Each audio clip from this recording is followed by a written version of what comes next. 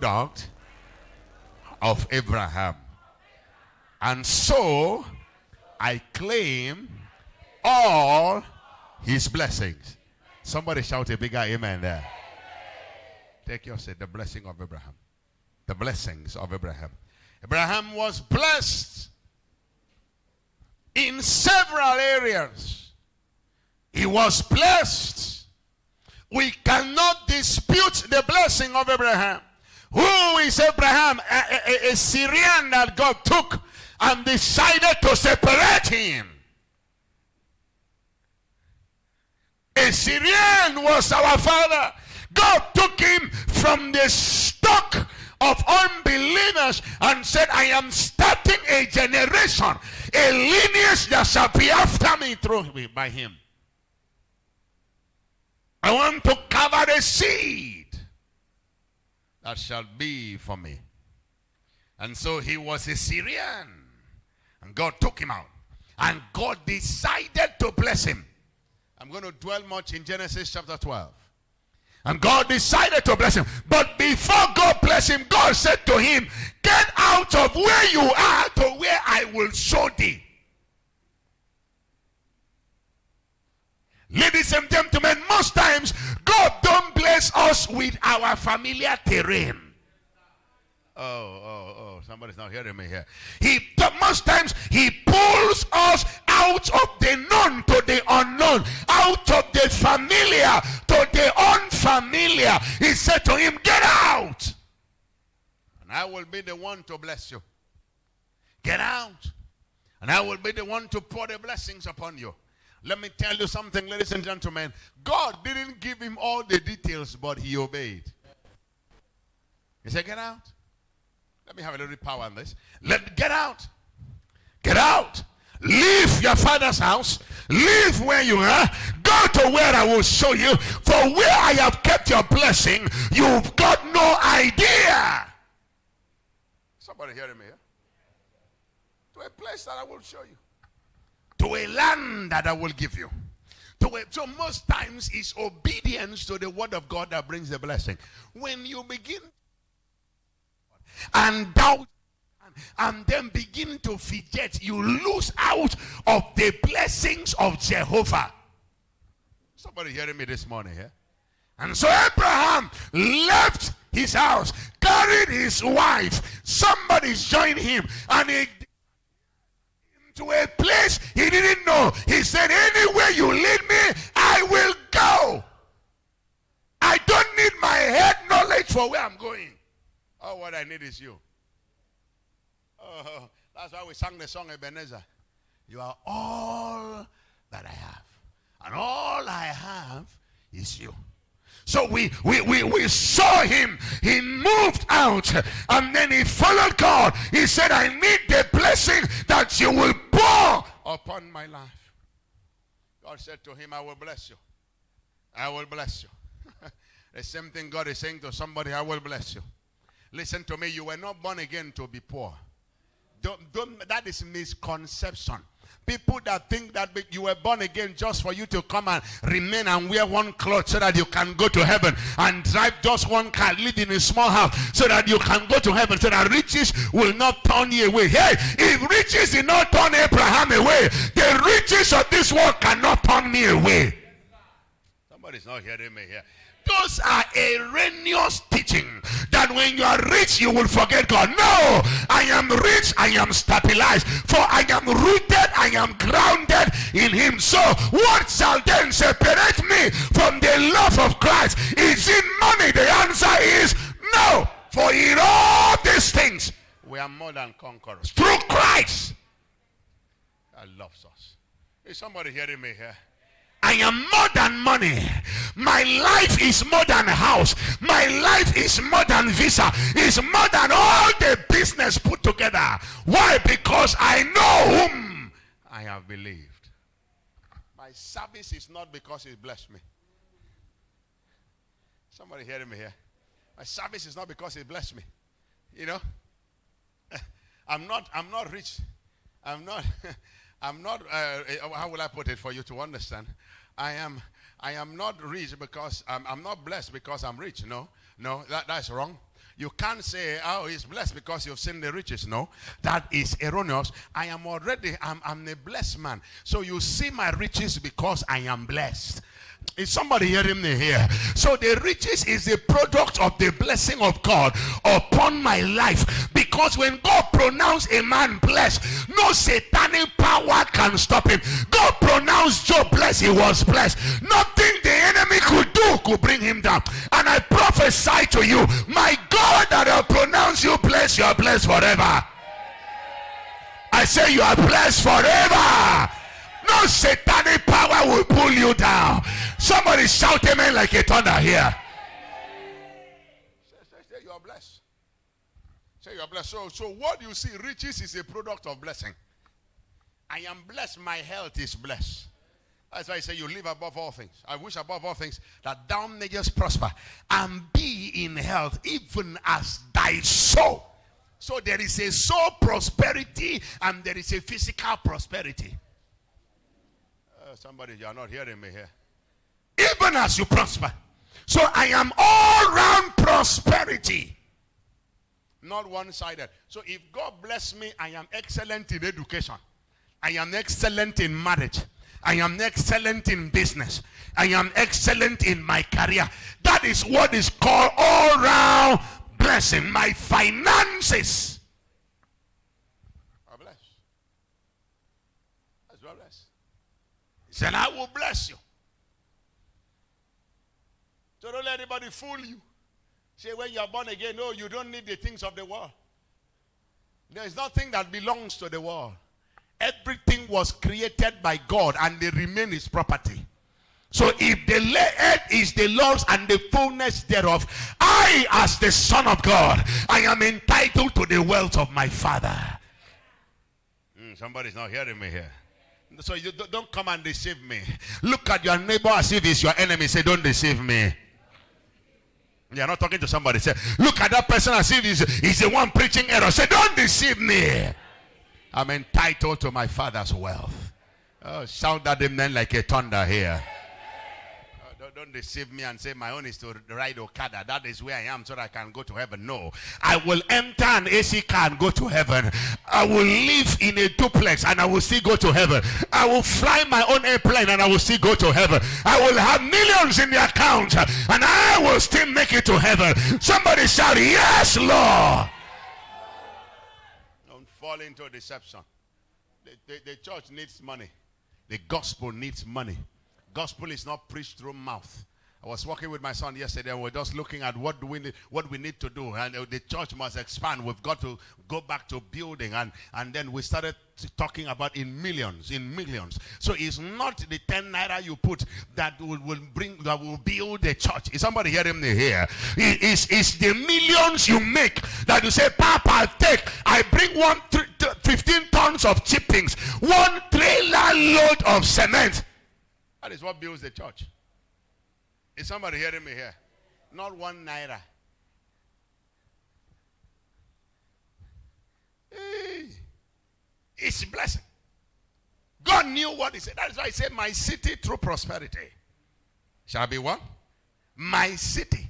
The gospel through prosperity, not through prayer and fasting. If you have fasted and prayed for 80 days, stand up, go and look for money outside. Are you hearing me here? Touch your neighbor and say, go and walk. The gospel needs money. You're not talking to somebody. You're just looking at that person. Say, go and walk. The gospel needs money. God bless. I'm going to show you 7 areas that God blessed Abraham, and I'm out of your way. 7 areas. In what area did God bless Abraham? Number 1. He was a possessor of lands. He was a possessor of lands. Lands. Lands. Genesis chapter 12 in verse 7. Genesis chapter 12 and in verse 7. And the Lord appeared unto Abraham and said unto him, unto thy seed will I give this land. And there he builded an altar unto the Lord who appeared unto him. God showed up and said, I will give and your children this land. Somebody said, this land belongs to me. What you profess is what you become. Remember what we talked about last month? What you profess is what you... So whenever I say this, say something, say it, because it's by prophecy that you become what you become. Stamp your feet, say, this land belongs to me. Shout amen like a thunder here. Belongs. He says, it was when you possess land, you are stabilized. Somebody's not hearing me here. Can I pray for 5 of you here? God will deliver a miracle land into your hands. Your hand is not open. You are not ready for it. I said, God will deliver a miraculous land into your hand. Miraculous land into your hand. Somebody shout amen like a thunder here. Stand to your feet. Say, I am a possessor of land. For those of you who believe it, shout a bigger amen. I'm a possessor. Tenancy will expire in my life. I will also have a land, because that is what God said he will give to his children. I stand upon the weight of my calling, and I declare that God will deliver lands into your hands. Lands into your hands. Somebody, you are going to own land after this service. You are going to have your land after this service. You are going to take your land after this service. Somebody shout amen like a thunder here. He was a possessor of lands. Lands talk about stabilization. Land talks about acceptance, because for them to sell land to you, you are accepted in that place. Is somebody hearing me here? In Genesis chapter 13, from verse 14. In Genesis chapter 13, from verse 14. And the Lord said unto Abraham, after the Lord was separated from him, lift up now thine eyes, and look from the place where thou art northward, look southward, eastward, and westward. For all the land, somebody say all the land. You are not talking to me. Say, all the land. For all the land which thou seest, to thee will I give it, and to thy seed forever. And I will make thy seed. Okay, jump to verse 17. Arise, walk through the land in the length of it and in the breadth of it, for I will give it unto thee. Somebody shout the greatest amen. God was the first giver of land to man. God was the first giver of land. That is why he says to Abraham, first look at it. Open your eyes and look at the land that I will give you. Some of you have not yet started seeing what God says he will give you. In the spiritual eyes, you have not started. Whatever you see in the spiritual is what manifests in the physical. In the spiritual eyes, you are still struggling to see. You've got to see, and then believe in your heart. Hey, I have a land, I have a place that God has given to me. He says, the land which you see, I will give to you. He said to him, walk in it, walk in it. Can I prophesy to somebody here? What your eyes see, God delivers into your hands. Your amen this morning. What your spiritual eyes sees, God delivers into your hands. My God delivers into your hand. Shout amen like a thunder here. God said to him, in case your eyes, you have problem like I do. He says, in case, Abraham, you can't see very well. You look at this, so many people are wearing glasses now because their eyes have problem. So they can't see well. God said, okay, in case you have problem, Abraham will sing. I need you to walk in the land. Use your feet, for wherever the sole of your feet shall tread upon, I will deliver to you. Is God talking to somebody here?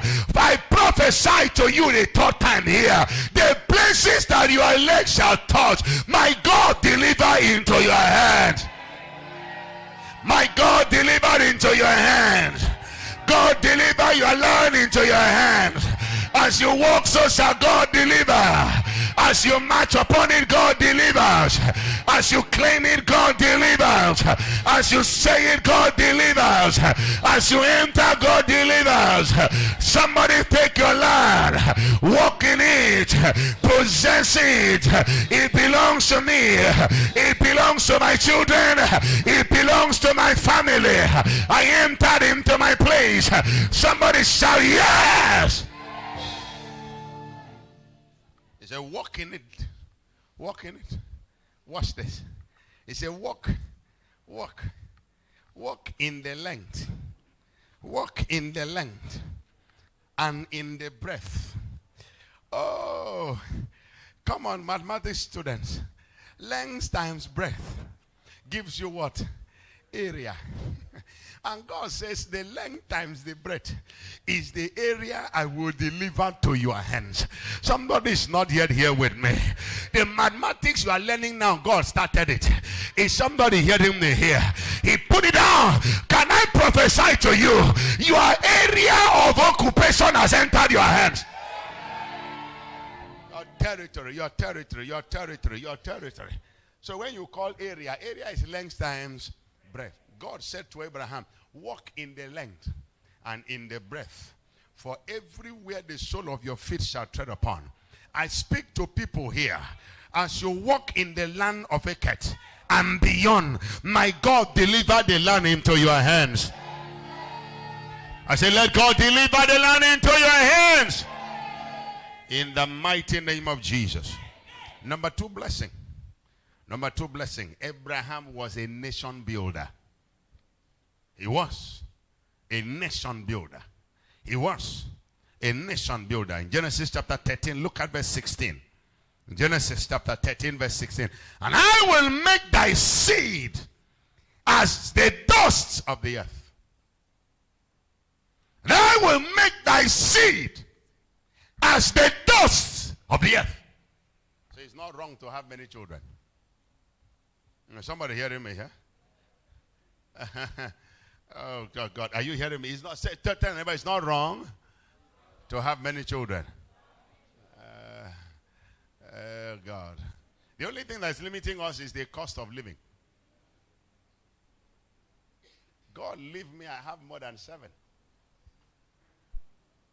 I love them. Are you hearing me now? Bible says that happy is a man that have his quivers full of them, for they shall fight with his enemies at the gate. So those are the people that raises war. Those that will fight your battle. But don't have them that you cannot train. Is somebody hearing me here? But then, hey, see, the problem why people are the way they are is because we believe that the higher the school fees, the better the school. That is the thought. It's not. The school fees can be high, the school can be better, but the child is unwilling. Bible says, if you are willing and obedient, you shall eat the good of the land. So when there is no willingness and obedience, the child will not excel. Is somebody hearing me this morning here? And there is no willingness and obedience. It says, you will have children as the dust. It doesn't mean it was going to come from him. All of us are Abraham's children. Are we not more than the dust of the earth? That is what God said to him. Said, I will raise you up. But the physical manifestation was just in one that he saw. And that was in Isaac. And Isaac continued. So then if God says, I will make you a father of many nations, even if you have one child, be rest assured that child can never die before your time. He will continue to prosper. Is somebody hearing me here? No, there's no need to carry one child and look for everywhere they are dropping oil. Put oil on this child. It's the only one I have. Let the child not die. No! The child, as far as he's carrying the promise of God, nothing can kill him. Even when the father carried a sword against Isaac, Isaac didn't die. God still made a way of escape. Is somebody hearing me here? And somebody quickly asked, why did he want to sacrifice his son? I'll tell you that some other time. There was a reason why God tested him. There was a reason. As a matter of fact, let me tell you now, I have a little time. There was a reason why God tested him. Because when Abraham came, when Isaac came, the focus of Abraham from God was shifted to Isaac. Have you ever had a son at your old age, the only son? Every small thing, come son. A time Abraham used to pray, come son. A time Abraham used to seek the face of God, walk in the garden. He's playing with his son. God said, okay, I'm going to separate you and this boy. And God said, Abraham. He said, yes, go and sacrifice your son to me. Is somebody hearing me here? Say, go and sacrifice. And then the man carried the boy. Isaac was conscious, not like Williams. Williams, we can say, was not conscious because for him to ask the question, we have fire, we have this, where is the lamb for the sacrifice, means he knew. He was taught and schooled that for you to sacrifice, you have the wood, you must have a lamb. So it wasn't a small child that lacked no knowledge. Even if I carry a knife on Williams, he will still laugh. Right? Because he doesn't know anything that I'm doing. He believed at that point whatever Daddy is doing is right. So he will laugh. Because he doesn't know what the function of knife is, whether it's going to penetrate or not. So when Isaac asked, the father said, God will provide. And when the man went there, carried the boy, bundled him, tied him up, put him there, the boy's eyes were still open. He carried a knife. God shouted, Abraham! He said, don't kill your son. Done. So when the boy stood up, and the father, Abraham, looked at Isaac, he said, hey, my sweet son. He said, you that almost killed me the other day. You that almost killed me. If not God that helped me. Baba, thank you. Isaac went back to God. Abraham went back to God. And God sat down and had his focus. Because his glory he will not share with any.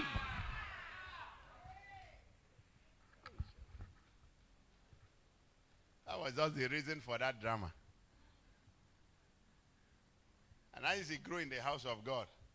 Saying, this man, if I live and now and I gone, if he couldn't succeed, if not God just saved me from his hand, would have killed me. God said to him, I will make you a father of many nations. I will give you children, people that will call on your name. Not bastards. Not wayward children. Not rebellious children.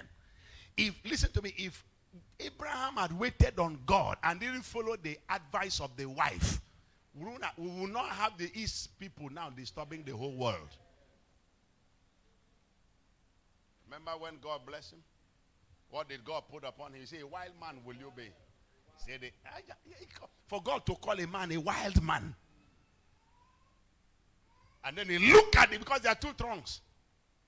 He looked at the other one. He says, your hand will be upon many and the many hands will be up against you. That is why we have this struggle. Is somebody hearing me here? Is somebody hearing me here? Stretch your hand towards me. May God give you godly children. Oh, you're not hearing me here. Even if you're not married, you lay that hand on your womb and say, God, these children that will come out of my womb will be godly. May God give you godly children. Don't be in church and your children are doing evil. No. God says, I will raise you a generation. You will have it like the dust of the earth.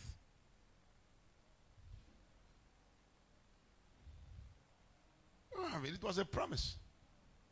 Number 3, I don't have the time. That was a blessing. Number 3, he was blessed of God. Abraham was blessed of God. He was blessed of God. He was blessed.